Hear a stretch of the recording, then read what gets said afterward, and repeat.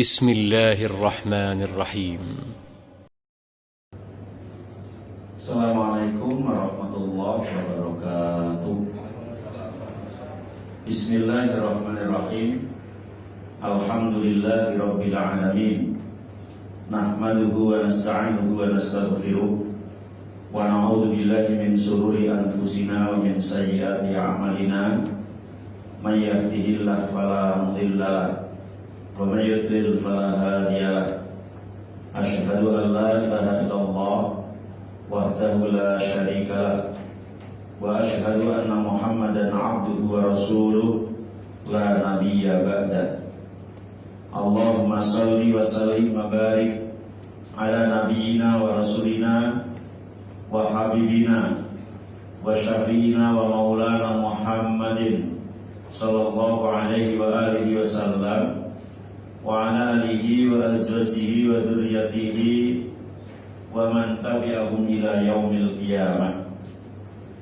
Qala Allah Ta'ala fi kitabihil karim, a'udzu billahi minasy syaithanir rajim. Ya ayyuhalladzina amanu taqullaha haqqa tuqatih wa la tamutunna illa wa antum muslimun. Ya ayyuhan nasu taqu rabbakumul ladzi khalaqakum min nafsin wahidah wa khalaqa minha zawjaha wa batha minhuma rijalan katsiran wa nisaa'a wattaqullaha alladzi tasaaluna bihi wal arham innallaha kana 'alaikum raqiba. Ya ayyuhalladzina amanu taqullaha wa qulu qawlan sadida yuslih lakum a'malakum wa yaghfir lakum dhunubakum wa may yuti'illaha wa rasulahu faqad faza fawzan 'azima.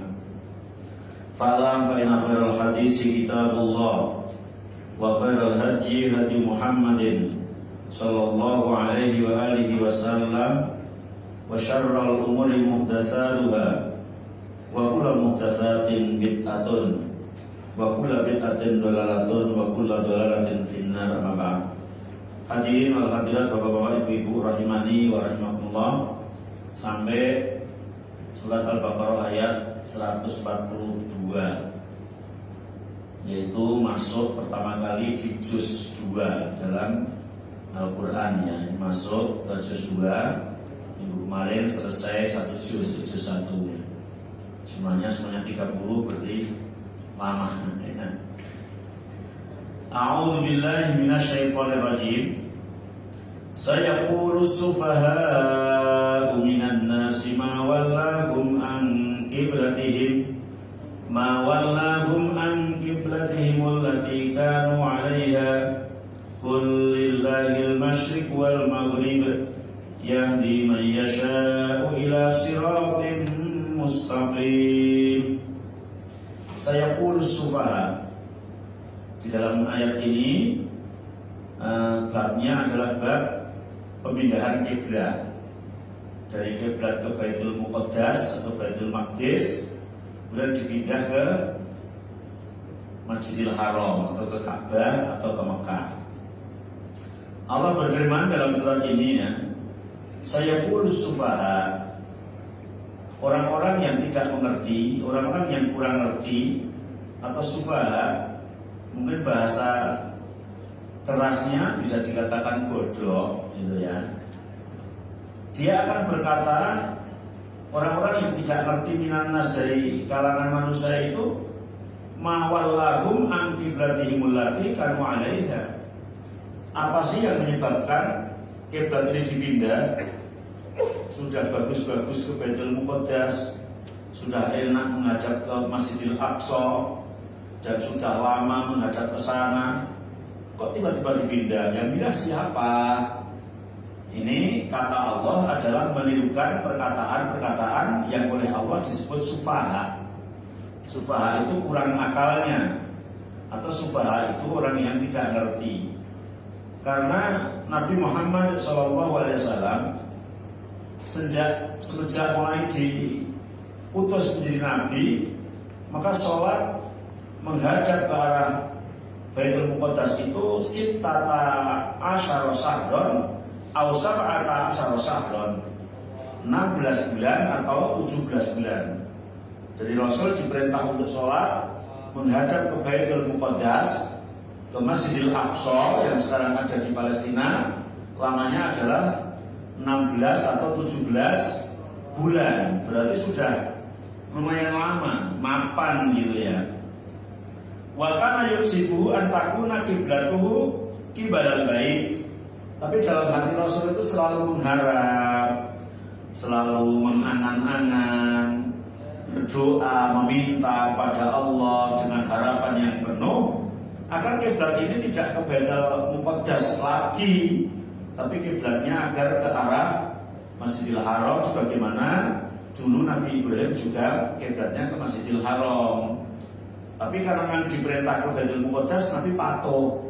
Tapi punya harapan, boleh kalau harapan gitu ya. Wa anau sholat awala sholatin sholatul asri.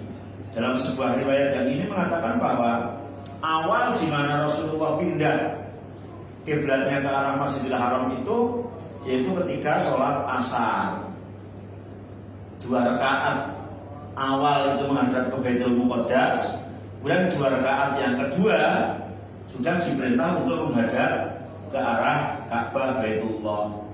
Wa sholat ma'ahu qaumun, padahal pada saat itu yaitu Rasul sholat bersama para jamaah. Banyak dalam satu riwayat disebutkan di masjid yang sekarang dijuluki menjadi Masjid Qiblatain. Nama aslinya sebelum Qiblatan adalah Masjid Bani Salamah. Namanya Masjid Bani Salamah, kemudian dijuluki menjadi Masjid Qiblatain karena memang arah kiblatnya itu 2, disebabkan memang turun ayat untuk menghadap ke arah Baitullah di tengah-tengah sholat, yaitu ketika sholat di masjid itu. Sebetulnya masjid-masjid di Mekah itu ya kiblatain semua, karena semuanya awalnya menghadap ke Baitul Muqaddas, kemudian menghadap ke Mekah. Tapi kan nggak terjadi peristiwa itu di masjid yang lain. Peristiwa itu terjadi di masjid Bani Salamah, sehingga hanya Masjid Bani Salamah lah yang diberi gelar Masjid Qiblatain. Biasanya kalau orang haji atau orang umroh dilewatkan sana, itu yang dekat dengan daerah Puncak Parit itu ya. Biasanya sering tidak turun karena mengejar agar dapat jamaah duhurnya di Masjid Nabawi, sehingga paling Masjid Qiblatain itu lewat saja, karena memang di sana tidak ada nilai keistimewaan ibadah. Yang ada ya hanya nilai sejarah bahwa di situ pernah terjadi peristiwa besar, yaitu pemindahan arah kiblat. Fakhoron syarat zulun memang karena sholamahu. Kemudian orang-orang yang di belakangnya Nabi itu ya pindah keluar, pindah di tempat putri, dan putri pindah di tempat puter gitu. Famara ala ahli masjid bahwa raqi'un. Tapi pindahnya itu dalam keadaan rukuk gitu, nggak berdiri ya, rukuk gitu. Kemudian si perawi sahabat mengatakannya, asyhadu billah laqad sholaitu ma'an nabi qibla Makkah fadaru kama hum qibalal bait. Demi Allah, aku sholat di belakang Rasulullah SAW ke arah Mekah, padahal sebelumnya adalah kita menghadap ke arah Baitul Muqaddas. Wa kana alladzi mata 'alal qiblah qabla an tuhamila qiblal bait rijalan qatalu lam nadri manakul fihim. Kemudian para sahabat itu di antaranya adalah Sahabat Barrot itu mengatakan, aku nggak tahu ya orang-orang yang mati dulu sebelum pernah merasakan kiblatnya ke Ka'bah itu bagaimana matinya ya gitu. Para sahabat punya angan-angan begitu. Kalau kami kan masih mendapatkan Rasulullah itu tinggal ngikut gitu aja lah. Rasul hadap Mekah ya hadap Mekah. Tapi orang yang kemarin sudah sholat lama di belakang Rasul masih menghadap ke Baitul Muqaddas, belum pernah merasakan sholat menghadap ke arah Ka'bah, tapi sudah mati, gimana nasibnya ya gitu. Maka seiring dengan itu maka Allah menurunkan wahyunya yang berbunyi wa ma kana Allahu liyudhi'a imanakum innallaha bin-nasi laraufur rahim ya. Itu di ayat berikutnya yang Allah mengatakan Allah tidak menyia-nyiakan iman kalian. Allah tidak menyia-nyiakan amal kalian, karena Allah adalah maha kasih sayang terhadap hambanya. Jadi apa yang dilakukan dulu yang memang syariatnya belum turun dan melakukan sesuatu sesuai dengan aturan yang dulu ya nggak apa-apa. Tidak hanya di dalam ajaran Nabi Muhammad yang awal dan yang akhir, bahkan umat-umat Nabi terdahulu pun ketika mereka beribadah menggunakan syariat yang diturunkan pada saat itu ya amalnya diterima, tidak disia-siakan oleh Allah Subhanahu wa Ta'ala. Maka di dalam angan-angan Rasulullah, di dalam keinginan Rasulullah, harapan Rasulullah agar kiblat itu dipindah ke dalam Masjidil Haram ya, maka kemudian setelah lama dalam sebuah hadis yang bersumber dari Al-Baraqi, ketika Rasul itu mengharap agar kiblatnya itu dipindah ke Mekah, sering menghadap ke langit, berdoa, maka Allah turunkan ayat yang berbunyi qad nara taqalluba wajhika fis sama. Hai Muhammad, aku sungguh melihat wajahmu itu selalu dihadapkan ke langit. Minta agar kiblatnya dipindah ke Mekah. Falan waliyannaka qiblatan tarboha. Maka kemudian aku memalingkan kepadamu kiblat yang kalian suka. Fawali wajhaka syatral Masjidil Haram. Maka hadapkanlah wajahmu ke arah Masjidil Haram. Ya, jadi akhirnya Nabi menghadapkan wajahnya ke Masjidil Haram ketika ayat itu turun, tepatnya adalah di Masjid Bani Salamah. Tapi ketika kemudian ayat itu turun, kemudian Nabi Muhammad Sallallahu Alaihi Wasallam itu menghadapkan kiblatnya ke arah Mekah, ke arah Ka'bah, sayaqulu sufaha minan nas ma wallahum an qiblatihim allati kanu 'alaiha. Orang yang sufaha, sebagian mengatakan yang disebut dengan sufaha di situ adalah musyrikin Mekah. Sebagian yang lain mengatakan bahwa yang disebut dengan sufaha di situ adalah juga Nasrani dan Yahudi ya. Orang-orang yang disebut sufaha di situ juga ada yang mengatakan adalah orang-orang munafik.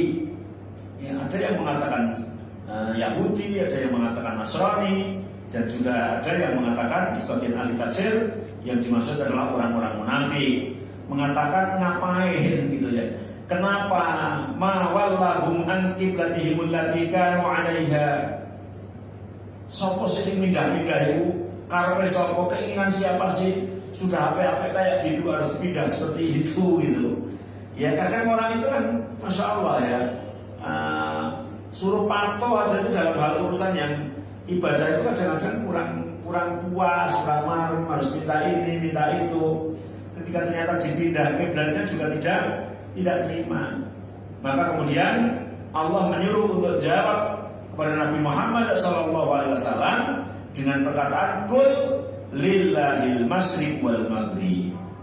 Katakanlah kepada mereka yang nanya macam-macam itu bahwa lillahil masyriq wal maghrib, arah timur, arah barat semuanya adalah milik Allah. Kita itu letaknya letak patuh saja, takwa saja, sami'na wa ata'na.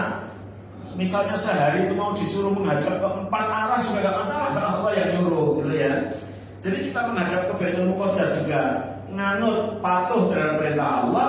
Ketika kemudian nyuruh menghadap ke arah kiblat, karena itu ke arah Ka'bah, karena itu adalah perintah Allah. Dimanapun Allah memerintahkan menghadapkan wajah kita, ya sudah kita ikuti aja. Karena baik timur maupun barat semuanya itu adalah milik Allah. Dan Allah akan memberikan petunjuk, baik itu yang namanya petunjuk taufik maupun petunjuk irsan. Itu loh kamu hadap situ ya terserah Allah gitu ya. Allah Subhanahu wa Ta'ala yang mempunyai wewenang untuk itu. Jadi walaupun sudah menghadap ke arah kiblat lama 16 bulan atau 17 bulan atau juga berapa tahun, kalau Allah sudah perintahkan fawallu wujuhakum syatra, fawallu wujuhakum syatral Masjidil Haram, hadapkanlah wajah kalian ke arah Masjidil Haram, hadapkanlah kalian wajah kalian ke tengah-tengah Masjidil Haram. Ya kita adalah hanya patuh gitu. Tapi fartaba min dalikal yahud, sebagian orang Yahudi ragu ya. Irtaba yang ragu, artinya ragu, sehingga mengatakan ma wallahum an qiblatihimul lati kanu 'alaiha. Sudah baik-baik kayak begini kok harus dipindah seperti itu. Perintahnya siapa tahu ini ya. Ini anjurannya siapa tahu ini, keinginannya siapa tahu ini, sehingga ada yang menuduh bahwa Muhammad adalah tidak konsisten, Muhammad mencela-mencela gitu ya. Nah, sudah mimpin kami menghadap ke sana sekian bulan, kok sekarang tiba-tiba pindah hadapnya, padahal itu adalah perintah Allah Subhanahu wa Ta'ala. Dan sebelumnya memang juga diperintahkan. Dan kemudian ada yang menarik, Masya Allah, bagi kaum mukminin yang ada di Kubah pada saat itu. Dari arah dari Masjid Qiblatain atau Masjid Abu Salamah, Bani Salamah, itu mungkin kalau sekarang perjalanan bis itu kurang lebih setengah jam mungkin. Perjalanan bis jalan bagus banget, sekarang setengah jam. Lah zaman Nabi itu sampai sehari, mungkin jalannya jelek, jauh gitu ya. Lah sehingga ada seorang yang datang ke Masjid Kubah, kemudian mengatakan, yaitu riwayat dari Ibnu Umar ya, mengatakan bainama an-nasu bi Kubah fi sholati subhi. Di dalam salat subuh itu orang Kubah masih menghadap ke arah Baitul Muqaddas. Kemudian ada seorang yang datang mengatakan, Inna Rasulullah qad anzala alaihi lailah Qur'an wa qad amara wa qad umira ayastaqbila al-Ka'bah fastaqbaluha. Kemarin sore Allah itu menurunkan wahyunya kepada Rasulullah tentang pemindahan arah kiblat, maka persilakan kalian sekarang sholat menghadap ke arah Ka'bah. Wa kanat wujuhum ila syam fastadaru ilal Ka'bah. Maka pada saat itu mereka masih menghadap ke Syam, juga kemudian akhirnya diputar arahnya, kemudian menghadap ke arah Ka'bah. Itu 1 hari setelahnya. Kalau satu riwayat duhur sampai subuh itu kan asar, maghrib, isya ya. Jadi hampir semalam lebih setengah. Kalau dari asar saja berarti semalam. Mungkin perjalanannya jauh, ataupun mungkin ketika sudah situ kan misalnya duhur sampai Kubah mungkin malam kan sudah sholat asar, sudah sholat maghrib, sudah sholat isya. Jadi penyampaiannya itu ketika sholat subuh. Di sini menunjukkan tentang ketika syariat itu belum sampai pada seseorang, maka seseorang itu tidak dosa. Di sini juga tidak ada perintah orang-orang Kubah suruh mengulang sholat duhur, asar, maghrib, isya mengarah ke arah Ka'bah, tapi hanya untuk diperintah ketika subuh itu untuk menghadap ke arah Ka'bah. Jadi yang belum tahu pada saat sebelumnya maka tidak batal atau tidak rusak. Maka kemudian ketika ada yang tanya itu, maka juga dijawab oleh Allah Subhanahu wa Ta'ala tentang orang munafik, orang musyrik atau juga Yahudi Nasrani yang mengatakan, siapa ini mawallahu an qiblatihim? Maka kemudian Allah mengatakan, laisal birra an tuwallu wujuhakum qiblal masyriqi wal maghrib walakinnal birra man amana billah. Tidak dianggap sebagai kebaikan itu orang yang menghadapkan wajahnya ke barat, ke timur, ke selatan, ke utara. Tapi kebaikan itu adalah ketika hatinya ada ketakwaan dan keimanan kepada Allah.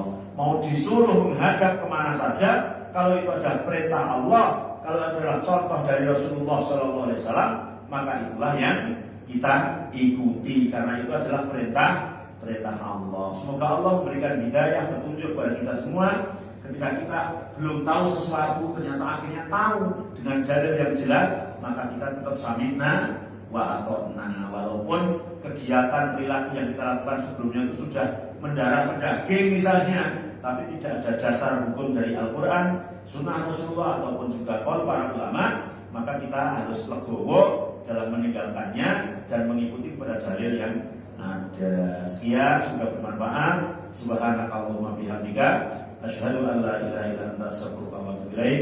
Assalamualaikum warahmatullahi wabarakatuh.